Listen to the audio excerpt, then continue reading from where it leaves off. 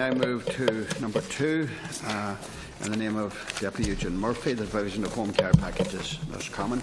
Thank you, Lance Cancola, and I want to thank Minister McEntee for being here to answer the question.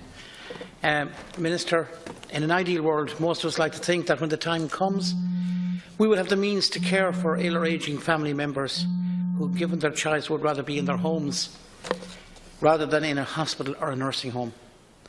You know, Minister, across this country presently, we have a crisis in the provision of home care packages.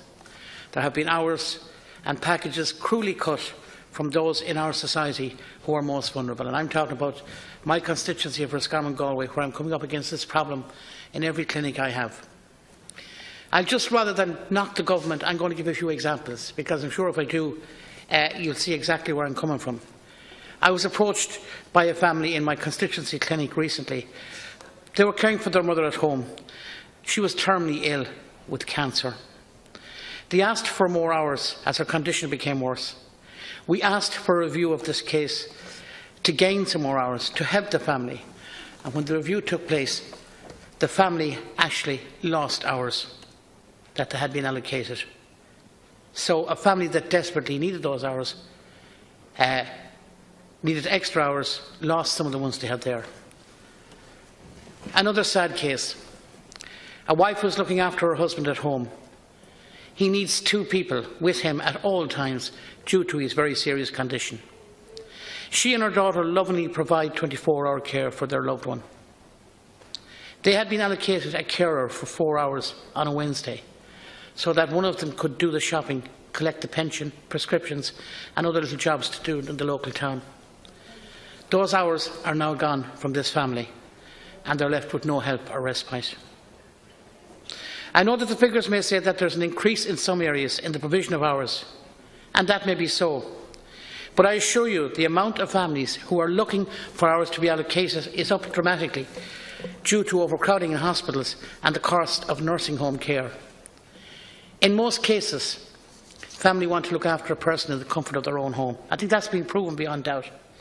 And might I add, this saves the state a huge amount of money in the long term. However, the way we are treating families and patients who are seeking home care packages presently, in my opinion, is a disgrace. I cannot see the logic in taking home care hours away from families who are trying to do their best for their loved ones and look after them at home.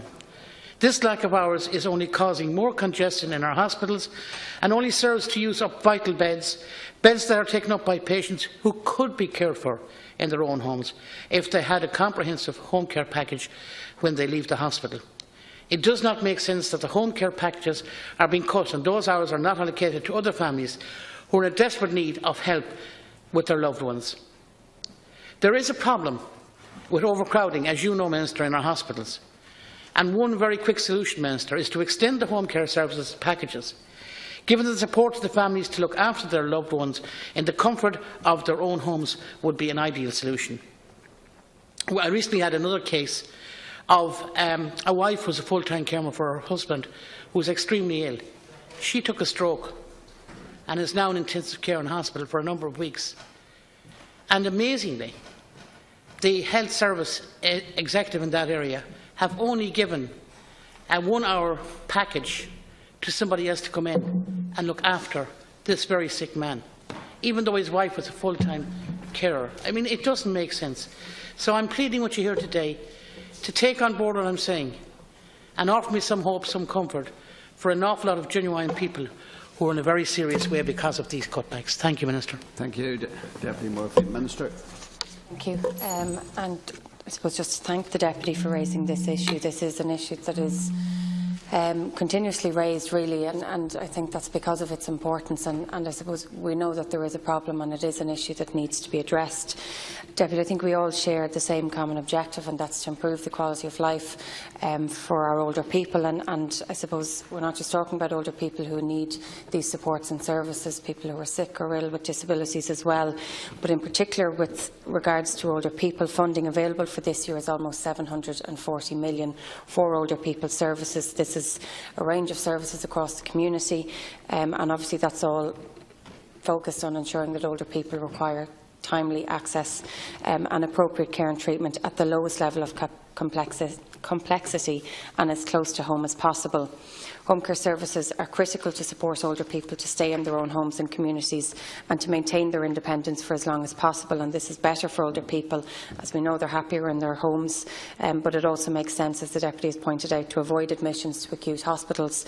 And many people can be supported at home at a far lower cost than in residential care. And we know as well where it's not possible, where residential care, that needs to be put into place as well.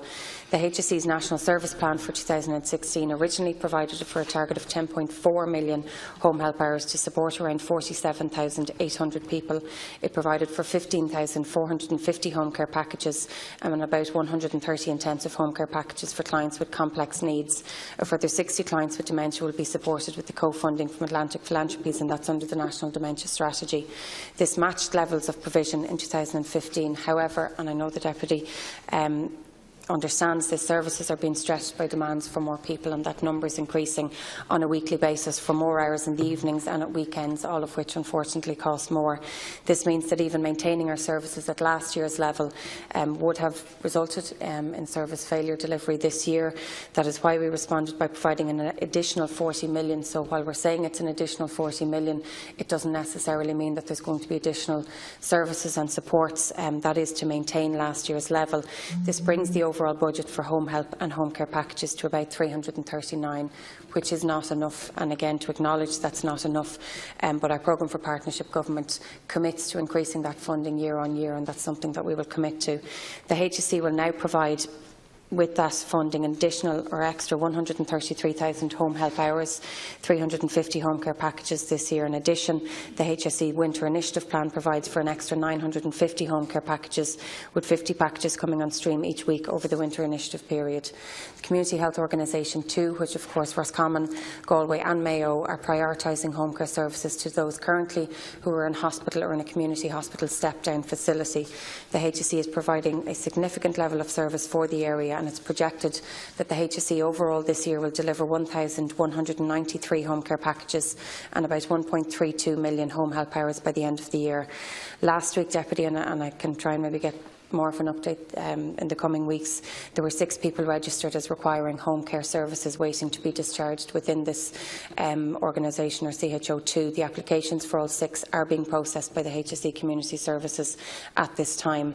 I think it's important to emphasise that management have a difficulty at the moment in that they have to be very prudent with the resources as demand for the service increases, but that they will continue to work to apply available resources to the most effective to effectively target those with the greatest need. I will say, though, Deputy, I don't like to hear that home help hours are being taken away from people who need them. I would always say, while we most certainly have a difficulty with allocating additional hours, and that is because of the increase in demand, I do not agree with taking away hours and support from people who clearly need them and who have been availing of them up until now. And perhaps, without going into detail, that's something we could look at those particular cases. There is no doubt that the resources available for home care are less than we need to meet the demand, and for that reason, obviously, the Programme for Government commits to increasing this year on year. The additional funding this year is 40 million, and obviously I would hope to increase that further next year. 2 minutes. Sarah, that was quite a detailed response to me there, and I know you're speaking from the heart when you speak about this issue, and you're right there. In the last 30 seconds of what you were saying, you did say, you know, the issue of taking away hours from people who, I mean, I talk about neighbours down the road. I know these families so well, and hours being taken away. You have the multidisciplinary teams, and they make those decisions that a family are entitled to X number of hours, and then after 4, 5, 6 months, when somebody is very, very ill at that stage, there seems to be somebody at a higher authority deciding, no, we'll take away 3, 4 or 5 hours. A few things I think that need to be done, Minister. Home care should be a statutory entitlement and not a discretionary one as it is now. And I know we're all down to funding here, we're talking about funding. Secondly, phase 2 of the carer strategy needs to be properly funded and resourced. I'm sure you agree with that yourself. There's another problem here. HICWA is closing down facilities, but they're not replacing, you know, with other facilities. So if you close down a nursing home in an area and you don't replace it with something else, I mean, obviously you're going to cause problems. Families, as a result, are not able to get respite for their loved ones, and this is causing another problem as well, because it's causing an awful lot of stress for family carers. Now, I just wanted to mention something else before I finish. Long-term care for adults with disabilities who have been cared for at home for most of their lives by their loved ones. But, you know, parents move on, and the one worry parents have is who's going to look after our disabled child or child with a disability. And there's no facilities available for those families, and that's something we've got to